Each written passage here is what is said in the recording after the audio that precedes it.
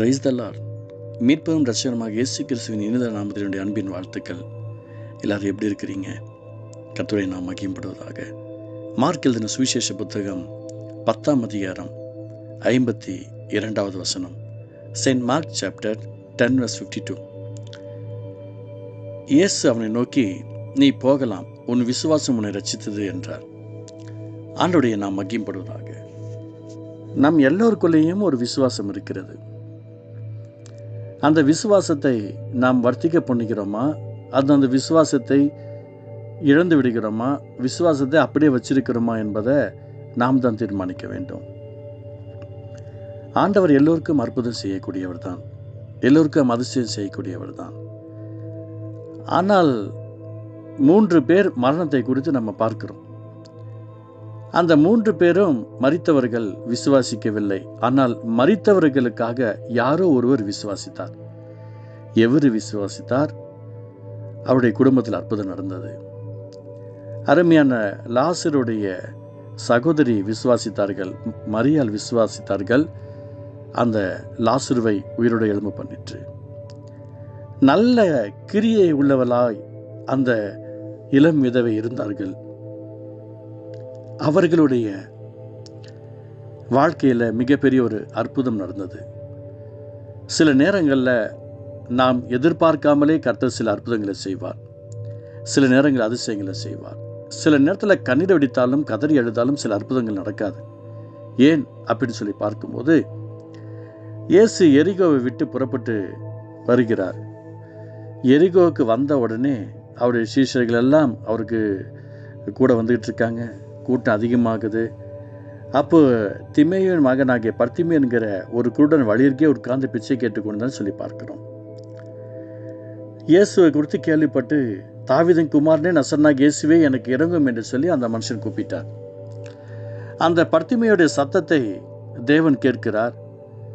ஆனால் அங்கே இருக்கிறவர்கள் பேசாது அமைதலாயிரு என்று சொல்லி அதட்டினார்கள். ஆனால் அவர் இன்னும் அதிகமாக கூப்பிட தொடங்கினான் என்று சொல்லி பார்க்கிறோம். இயேசு நின்று அவனை அழைத்து வர சொன்னார். அவர்கள் அந்த கூடனை அழைத்து, திறன்கோள் எழுந்திரு, உன்னை அழைக்கிறார் என்றார்கள். உடனே உன் விசுவாசம் ரட்சித்தது என்று கர்த்தர் சொல்லவில்லை. 50 வசனம் சொல்லுகிறது, உடனே அவன் தன் மேல் வஸ்திரத்தை எறிந்துவிட்டு இயேசுவிடத்தில் வந்தான் என்று சொல்லி பார்க்கிறோம். மேல் வஸ்திரங்கள் எதை குறிக்கிறது? அந்த சால்வை எதை குறிக்கிறது? இன்றைய தினத்தில் கர்த்தருடைய நாமத்திற்காக நான் சொல்லுகிறேன்.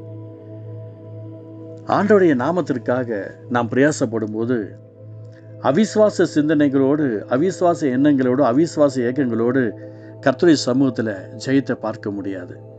ஆண்டவர் என்ன விரும்புகிறாரோ அதை நாம் அலர்ட்டாக வைத்து கொள்ள வேண்டும். அதான் பார்க்கிறோம். யோசுவா புஸ்தகத்தில் 7ஆம் அதிகாரத்தில் அவர்கள் தீட்டானதில் அவர்களுடைய வாழ்க்கையை ஆசீர்வாதத்தை எடுத்துக்கொண்டாங்கன்னு சொல்லி பார்க்கிறோம். 6ஆம் அதிகாரத்தில் மிகப்பெரிய ஒரு அற்புதம் நடந்துச்சு. அவர்களெல்லாம் ஒன்று கூடி ஜெபிக்கிறாங்க. 7 தரம் பட்டணத்தை சுற்றி வராங்க. ஒவ்வொரு தூரம் சுற்றி வந்த போய் 7ஆவது தரம் 6 முறை செஞ்சாங்க. 7ஆவது நாளில் அவங்க கிழக்கு வெளுக்கும்போது எழுந்திருந்து அந்த பிரகாரம் பட்டணத்தை 7 தரம் சுற்றி வந்தார்கள்.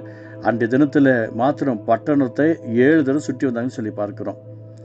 அப்போ ஆசாரியர்கள் எக்கால ஊதின உடனே அற்புதங்கள் அந்த இடத்துல கடந்து வந்துருச்சு. இந்த தினத்தில் ஜெபிக்கும் போது ஜனங்களுக்கு அற்புதம் நடக்கவில்லை.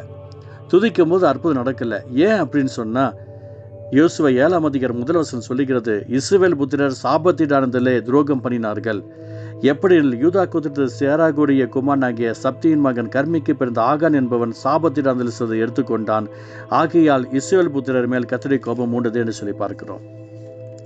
சாபத்தீடான ஒரு விஷயங்களை நாம் எடுத்துக்கொள்ளும் போது அந்த கோத்திரங்கள் எல்லாத்துக்குமே பிரச்சனையாக மாறிவிடுகிறது. அப்போ அது யார் என்று சொல்லி கண்டுபிடிக்கிறாங்க. அந்த கண்டுபிடிச்சு அந்த ஒரு மனுஷனை அந்த இடத்துல விட்டு அகற்றி போடுறாங்க. அப்பொழுது தான் அற்புதங்கள் கடந்து வருகிறது. இது பழைய ஏற்பாட்டில் நடந்த சம்பவம். ஆனால் புதிய ஏற்பாட்டில் ஒருவருக்கு அற்புதம் வேண்டுமானால் அவர் தனிப்பட்ட மனுஷனாக இருக்கும்போது அந்த மனுஷன் விசுவாசிக்க வேண்டும். அந்த மனுஷன் கர்த்தருக்காக தன்னை தியாகமாக பாதுகாத்து கொள்ள வேண்டும். அதை தான் கர்த்தர் விரும்புகிறார். பாருங்க, இயேசு கூப்பிடுகிறார் என்று சொன்ன உடனே அந்த இடத்துல அந்த வஸ்திரத்தை எரிந்து விட்டு எழுந்து இயேசுவிடத்தில் வந்தான்னு சொல்லி பார்க்குறோம். பாருங்க, வஸ்திரத்தை எரிந்து விட்டு இயேசுவிடத்தில் வந்தான். இன்றைக்கி நாம் எந்த ஒரு விஷயங்களையும் கர்த்தருடைய சமூகத்தில் கர்த்தர் நம்மத்தில் என்ன எதிர்பார்க்கிறாரோ அந்த எதிர்பார்ப்புகளுக்கு எதிர்ப்பாய் நிற்கும்போது நம்முடைய விசுவாசம் அற்புதங்களை கொண்டு வரும் என்று நினைத்து கொள்ளாதீர்கள். அற்புதங்களை கொண்டு வரவே முடியாது. அப்போ இன்றைய தினத்தில் அந்த மனுஷன் கண்கள் நல்லா இல்லை, ஆனால் காதும் வாயும் நல்லா இருந்தது.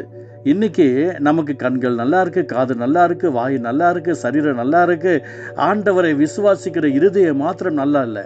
எப்படி கர்த்தர் அற்புதம் செய்ய முடியும்? இந்த வார்த்தை கேட்கிற சகோதரனே சகோதரியே, மனம் திரும்புங்கள். நாம் மனம் திரும்பும்போது கர்த்தருடைய ஆசீர்வாதம் நமக்கு வரும். நேற்று தினத்தில் பிச்சை எடுக்க போனவர் பிச்சையோடு தான் வந்தார்.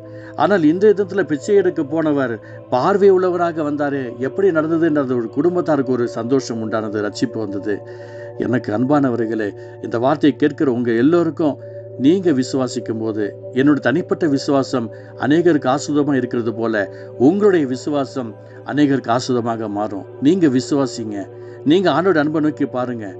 கர்த்தர் நம்மை பார்த்து சொல்லணும், நான் விசுவாசித்தோம் கர்த்தருக்கு பிரியமாய் நடாமல் போய்விட்டா எந்த நன்மையும் பார்க்க முடியாது. நான் விசுவாசிக்க வேண்டும், கர்த்தருக்கும் பிரியமாய் நடக்க வேண்டும். அற்புதங்கள் நம்முடைய பாதத்தில் கர்த்தர் வச்சிருவார். ஜெபிக்கலாமா? பரிசுத்த அன்பு தகப்பனே, நீ போகலாம், உன் விசுவாசம் உன்னை ரட்சித்தது என்ற வார்த்தையின் பிரகாரமாய் இயேசுவின் நாமத்தில் பரிசுத்த மார்க் எழுதின சுவிசேஷம் 10ஆம் அதிகாரம் 52வது வசனம் சொல்லப்பட்ட உன் விசுவாசம் உன்னை ரட்சித்தது. ஆமாண்டவர், எங்களுடைய விசுவாசம் எங்களை ரட்சிக்க இந்த நாள் அற்புதங்கள் நடக்கட்டும். எதற்கெல்லாம் நம்முடைய பிள்ளைகள் விசுவாசத்தோடு ஜெபிக்கிறார்களோ, கண்ணீரோடு மன்றாடுகிறார்களோ, தன்னை அர்ப்பணித்து தியாகத்துடன் ஜெபிக்கிறார்களோ, அவர்கள் ஒவ்வொருக்கும் அற்புதங்களை செய்வீராக. இயேசு நல்ல பிதாவே, ஆமென், ஆமென்.